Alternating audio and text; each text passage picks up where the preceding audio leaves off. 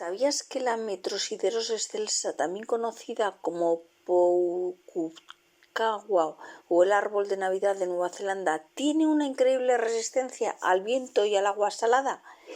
Este árbol costero no solo embellece los paisajes con sus brillantes flores rojas, sino que también ha desarrollado una adaptabilidad única para sobrevivir en entornos difíciles. Sus raíces fuertes y extendidas le permiten crecer en acantilados rocosos y resistir tormentas marítimas, convirtiéndolo en un verdadero símbolo de resistencia y belleza natural. Un verdadero milagro botánico.